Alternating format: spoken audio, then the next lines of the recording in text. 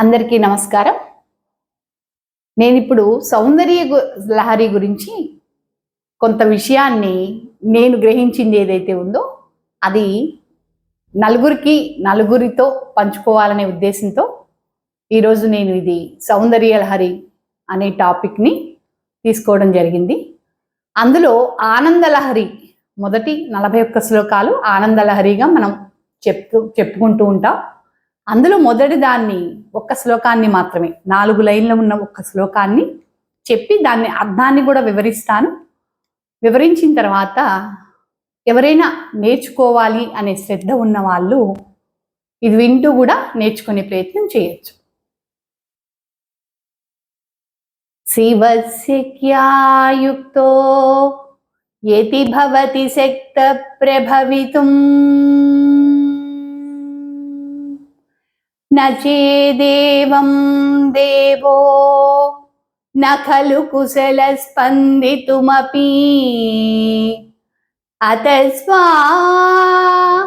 आराध्यां हरिहरविरिञ्चादिभिरपि प्रणन्तुं स्तोतुं वा कथमकुत पुण्य ప్రభవతి.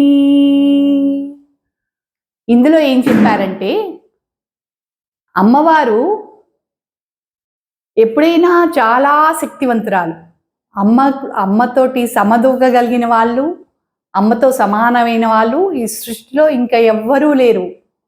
పరమశివుడు కూడా అమ్మతో కలిస్తేనే ఆయన ద్విగుణీకృతమైన భావంతో ఈ సృష్టినంతా చేస్తాడు. అమ్మ లేకపోతే మనం మాట్లాడే మాట, మనం ఏదన్నా చేయాలన్నా అమ్మ కృప ఉంటేనే సాధ్యమవుతుంది. శివుడు సృష్టి చేస్తాడు, అది అమ్మ సహాయంతో మాత్రమే. అమ్మతో కలిసి ఉన్నప్పుడు మాత్రమే శివుడు సృష్టిని చేయగలుగుతున్నాడు. అమ్మాయి లేకపోతే శివుడికి సృష్టి కూడా చాలా కష్టమవుతుంది అనే అర్థాన్ని ఇందులో ఇవ్వడం జరిగింది. ఈ శ్లోకాన్ని మరొక్కసారి నేను చెప్తాను. నేర్చుకోవడానికి శ్రద్ధ ఉన్నవాళ్ళు, నేర్చుకుందాము అనుకునే వాళ్ళు దీంతో నేర్చుకోవడానికి ప్రయత్నం చేయండి.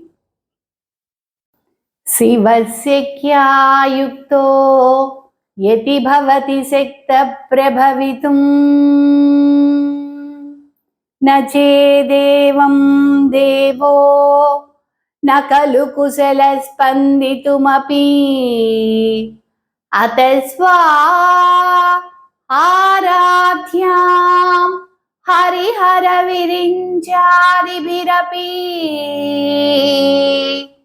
प्रणन्तुं स्तोतुं वा कथमकृत पुण्य ప్రభవతి. ఈ రోజుకి ఇంతవరకు చాలు. తర్వాత మళ్ళీ నెక్స్ట్ ఎపిసోడ్లో 2వ శ్లోకంతో మళ్ళీ కలుసుకుందాం. జై గురుదత్త.